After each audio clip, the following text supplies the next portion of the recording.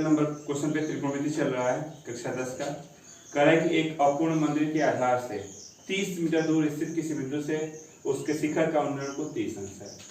कह रहा है कि एक अपूर्ण मंदिर है, मान लीजिए कि यह मंदिर है, अपूर्ण है मतलब पूरा बना हुआ नहीं है। मान लेते हैं कि यह इतनी ऊंचाई तक बना है, अपूर्ण है। तो कहीं से आप देखते हैं, कहीं से का मतलब कह रहा है कि 30 मीटर दूर से आप देख रहे हैं इस मंदिर को, 30 मीटर दूर से देख रहे हैं। तो आपने कितने के कोण पर इसको देखा? तो इस मंदिर को आपने देखा है 30 अंश के कोण पर। कह रहा है क्वेश्चन में कि मंदिर कितना ऊंचा और बना दिया जाए कि उसी बिंदु पर से देखने पर वह कोण कितने का हो, 45 अंश का हो जाए। तो मान लेते हैं कि मंदिर को और हम इतना ऊंचा अगर बना देते हैं यह ऊंचाई तक, तो यहीं से अगर हम देखेंगे तो अब हमें मान लिया कि यह कोण 30 के बजाय कितनी है, 45 अंश है। तो हमको क्या पूछ रहा था? ऊंचाई पूछ रहा था। तो ये ऊंचाई आपकी हो गई। आप पहले त्रिभुज छोटा सा लेते हैं। आपने कहा त्रिभुज ए बी सी में लेंगे तो tan 30 की जगह पे आप BC बटा में 30 बोलेंगे। tan 30 का मान होता है 1 बटा में कड़ी में 3, ये हो गया BC अपान इतना हो गया। तो BC का मान 30 ऊपर ले जाएंगे तो 30 बटा में कड़ी में 3, कड़ी में 3 से गुणा और भाग कर लीजिए तो 30 कड़ी में 3 बटा में 3 कर सकते हैं, कट गया। यानी हमारे पास BC का मान 10 कड़ी में 3 मीटर आया। अब जब इसकी वैल्यू हमारे पास 10 कड़ी में 3 आ गई, ये यहाँ से यहाँ तक कितना मीटर, पूरा बड़ा सा त्रिभुज ले लीजिए। तो त्रिभुज ए बी डी को आप लेते हैं। आपने कहा त्रिभुज ए बी डी में अगर हम लोग आते हैं तो आपने कहा पूरा कोण 45, तो tan के साथ आप लेते हैं तो tan 45, लंब हो गया h धन 10 कड़ी में 3 अपान आधार मतलब 30 कर लीजिए। इसका मान 1, h धन 10 और कड़ी में 3 का मान कितना होता है 30 को इधर ले आते हैं तो h धन गुणा करेंगे 17.32, तो 30 ऋण 17.32 करेंगे तो h का मान घटा लीजिए तो ये हो गया 8, 40 हो गया, यानी कि यहाँ पे हो गया ये 18, यानी इतना मीटर हो सकता है। कितना मीटर ऊंचा उठाएं तो 12.68 मीटर ऊंचा उठा देते हैं तो वह कोण 45 अंश का हो जाएगा। कितनी ऊंचाई थी? तो ये आपका आंसर है, नोट कर लें। पे तो कहता है कि 7 मीटर ऊंचे भवन के शिखर से, 7 मीटर ऊंचे भवन के शिखर से एक केबल टावर के शिखर का अनुमान को 60 अंश है तथा इसके पाद का अनुमान को 45 अंश है। यानी जो भवन है, भवन के शिखर से आप एक बार टावर के शिखर को देख रहे हैं, फिर वहीं से उसके आधार को देख रहे हैं, यानी सीधा सा है। चलिए आप इसको मान लेते हैं कि ये हमारे पास भवन है, ये मान लेते हैं टावर है। कौन बड़ा है छोटा है ये तो क्लियर नहीं, तो ये आपने मान लिया कि ये भवन है और ये है टावर है। तो भवन के शिखर पे आप हैं, यहाँ पे 7 मीटर इस भवन की ऊंचाई हो गई, 7 मीटर ऊंचाई दिया गया है। एक बार आप इसके शिखर को देखते हैं और यहीं से एक बार इसके आधार को देखते हैं। जब आपने शिखर को देखा है तो शिखर का कोण दिया गया है 60 अंश। आधार को देखते हैं तो अनुमान नीचे की तरफ 45 है, तो ये भी 45 हो जाएगा एकांतर कोण से। तो कहता है टावर की ऊंचाई बता दीजिए, यानी आपसे h की वैल्यू पूछ रहा है। नाम दे दीजिए A B C D और E। अगर आप त्रिभुज का नाम दिए, अगर ये 7 है तो समांतर है तो ये भी तो 7 होगा, तो ये बची हुई हाइट h ऋण 7 मीटर हो जाएगा, ये यहाँ से यहाँ तक। आप इस त्रिभुज की बात करते हैं, त्रिभुज ABC में बात करते हैं, इस छोटे से त्रिभुज में अगर हम tan ले लेते हैं तो tan 45, तो 7 बटा में BC, तो tan 45 का मान 1, तो यहाँ पर हो जाएगा 7 बटा में BC कर सकते हैं। BC की वैल्यू 7 मीटर, ये 7 मीटर हो गई, ये 7 है तो ये भी 7 होगा, उसके सिर में है। तो आप इस छोटे से त्रिभुज को लेते हैं, त्रिभुज ADE को आपने लिया, त्रिभुज ADE लिया। ADE की बात करते हैं तो लंब है, आधार है तो tan ले लेंगे। तो आपने कहा tan 7, h ऋण 7 बटा में 7, tan 7 का मान कड़ी में 3, h ऋण 7 बटा में 7, फिर ये गुणा करते हैं 7 कड़ी में 3 h ऋण 7, तो h बराबर ये इधर आएगा तो प्लस के साथ, तो 7 कड़ी में 3 कर सकते हैं। h बराबर 7 कॉमन कर लीजिए तो कड़ी में 3 धन 1, h बराबर 7, कड़ी में 3 का मान 1.732 1 जोड़ दीजिए तो गुणते हो गया 2.732 कर सकते हैं। तो h बराबर गुणा कर लीजिए, 7 से गुणा कर 7 दूना के 14, 1 70 के 21 22, 2 हासिल 49 2 51, 5 हासिल 14 19, यानी इतना मीटर उस h की ऊंचाई हो जाएगी। नोट कर लें। चलते हैं नेक्स्ट अगले क्वेश्चन पे। तो कह रहा है कि एक नाव से नदी के किनारे की किसी इमारत के प्रकाश स्रोत का उन्नयन कोण। कह रहा है कि मान लीजिए नदी के किनारे कोई एक मीनार है, एक इमारत है, ये नदी हो गई, यहाँ एक नाव है, यहाँ मान लेते हैं कोई प्रकाश स्रोत है, यानी कि लाइट की व्यवस्था, ये लाइट हो गई, ठीक ना।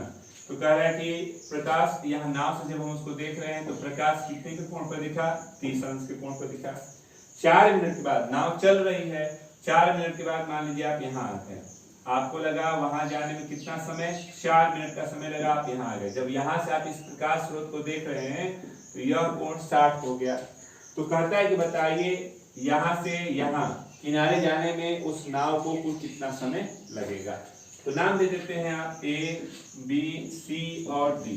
यहाँ जाने में समय पूछ रहा है। आपने कहा कि इस त्रिभुज के लिए ये बहिष्कोण है, और हम जानते हैं कि किसी भी त्रिभुज का जो बहिष्कोण होता है उसके ठीक सामने के दो अंतःकोणों के योग के बराबर होता है। तो यह जो 60 होगा, इस त्रिभुज के अंदर जो सामने का कोण दिख रहा है, कोण A और कोण ये D दिख रहा है, इनके योग के बराबर होगा। तो कोण D की वैल्यू कितनी हो जाएगी, इस बहिष्कोण में से इसको घटा देंगे तो ये वाला कोण आ जाना चाहिए। तो 60 में से 30 घटा देंगे 30 हो जाएगा। आपने कहा कि त्रिभुज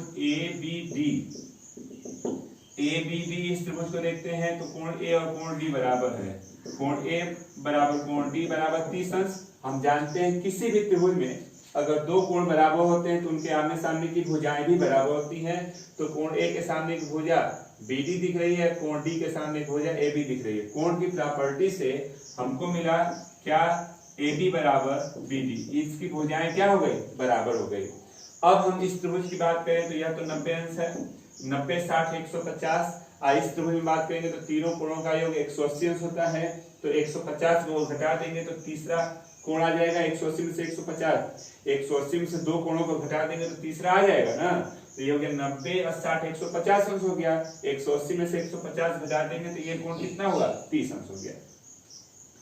आप लेते हैं त्रिभुज BCD में, इस त्रिभुज में अगर हम लेते हैं, अगर हम कहते हैं कि sin 30, आपका त्रिकोणमिति आप जब पढ़े होंगे तो वहां बताया जाता था कि जिस भी कोण को लेते हैं उसके ठीक सामने लंब होता है, और साइन का सूत्र होता है लंब बटा में कर्ण। तो sin 30 लिए तो इसके सामने ये ना लंब है, तो BC और 90 के सामने कर्ण होता है, तो BC अपान BD लिख देंगे। sin 30 का मान BC बटा में BD लिखेंगे, sin 30 का मान 1 बटा में 2 होता है। तो ये हो गया इतना। तो हम लिख सकते हैं BC बराबर BD ऊपर आया, BD बटा में 2। तो BC बराबर, आपने कहा कि BD जो दूरी है BD बराबर है AB के, तो BD की जगह पे आप AB लिख सकते हैं। आपने कहा कि जो BC दिख रही है, जो BC दूरी दिख रही है वो AB का आधा है।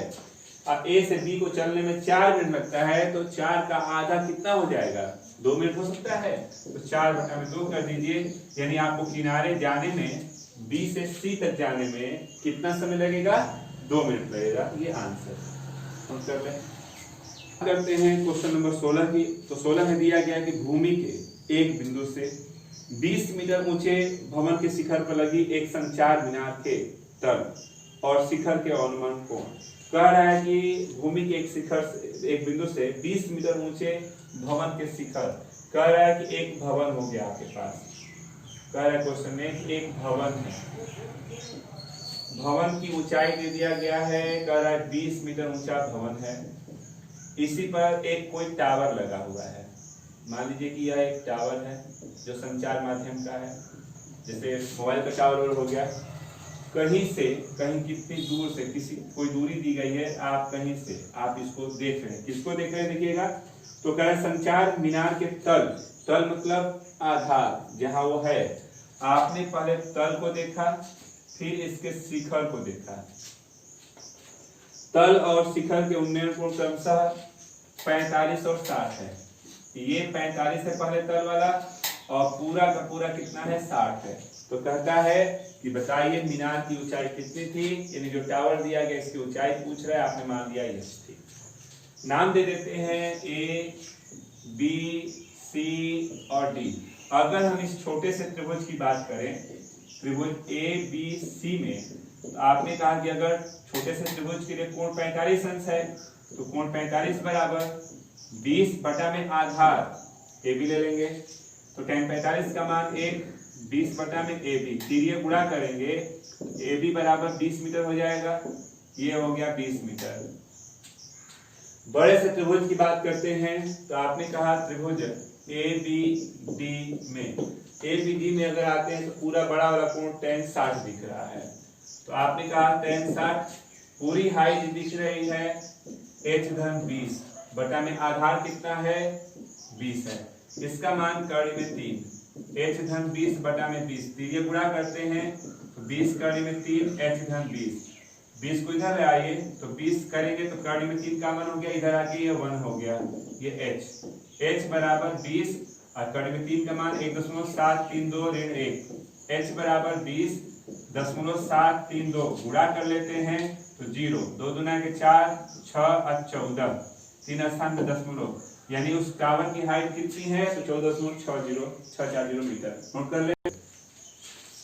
कहता है 17 नंबर, ध्यान से सुन लीजिए पहले क्वेश्चन। कह रहा है कि समुद्र तल से 75 मीटर ऊंची लाइट हाउस के शिखर से, लाइट हाउस जहां लाइट को जलाया जाता है सुबह सुबह शाम के समय एकदम, तो ये मान लेते हैं कि ये लाइट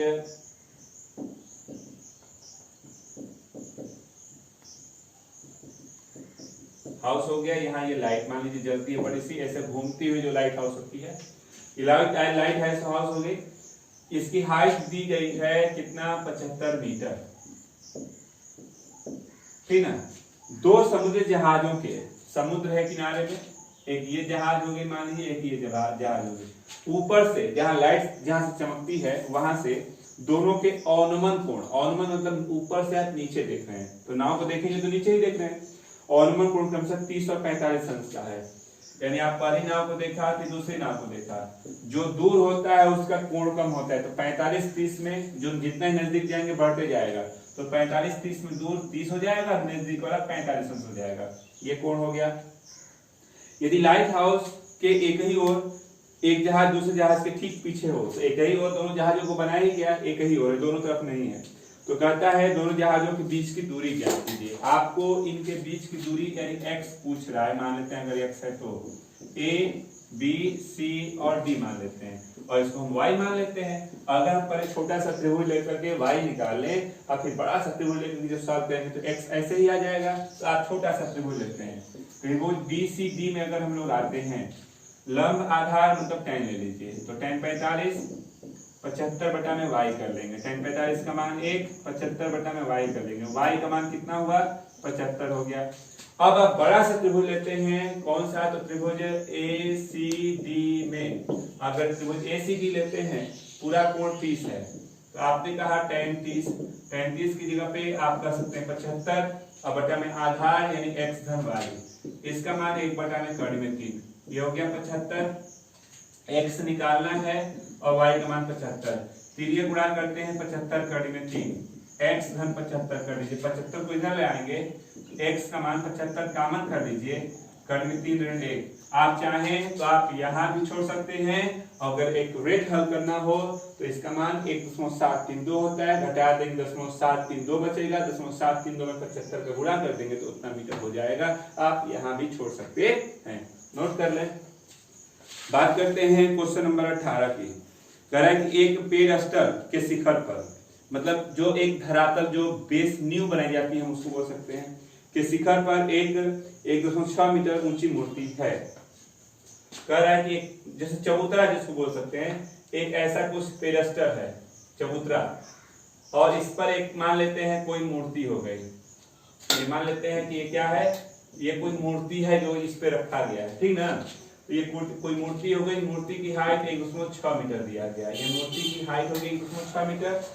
भूमि के एक बिंदु से मूर्ति के शिखर का उन्नयन कोण, कहीं से ये आधार पर हो गया, भूमि से हमने मूर्ति को देखा तो मूर्ति का उन्नयन कोण कितना दिखा 60 अंश तथा उसी बिंदु से पेडस्टल के शिखर का उन्नयन कोण, उसी से यह जो चबूतरा नुमा है इसके शिखर को देखते हैं, शिखर मतलब ये हो गया, इसके शिखर को देखते हैं तो इसका उन्नयन कोण क्या है, कितना है 45 अंश है, ठीक ना। तो 45 अंश है तो कहता है पेड़स्तों की ऊंचाई बताइए। इसकी हाइट पूछ रहा है, हाइट को हम h मान लेते हैं, नाम दे देते हैं। अगर हम इसको त्रिभुज के रूप में कन्वर्ट कर दिया, A B C और D नाम दिया।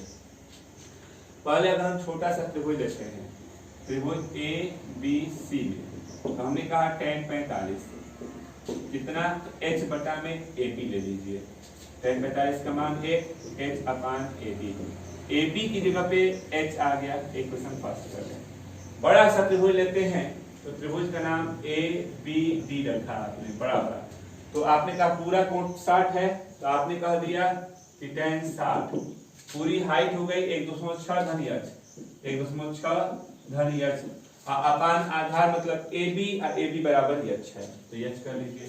इसका मान करने में 3, 1.6 धन h, ठीक है, गुणा किया करने में 3h, 1.6 धन h, तो h का मान करेंगे इधर ले आके, तो करने में 3 ऋण 1, तो h बराबर 1.6 करने में 3 ऋण 1, नीचे करनी में नहीं रखते हैं, तो इसका सरलीकरण कर लीजिए, यानी इसके संयुग्मी से, तो माइनस का संयुग्मी प्लस होता है, तो गुणा कर लिया तो करने में 3 धन 1, और यहाँ हो गया 3 ऋण 1, 1.6 करने में 3 धन 1, और ये हो गया 2, घटा दीजिए 0.8 √3 + 1। आप चाहें तो एक्यूरेट निकाल सकते हैं, इसका मान 1.732 होता है, जोड़ लेंगे तो 2.732 होगा, 2.732 में 0.8 का गुणा कर सकते हैं, नोट कर ले। तो 18 क्वेश्चन आपका लग गया है। अब इसके आगे कल लगाया जाएगा, तो आज के लिए बस इतना ही रहने दें।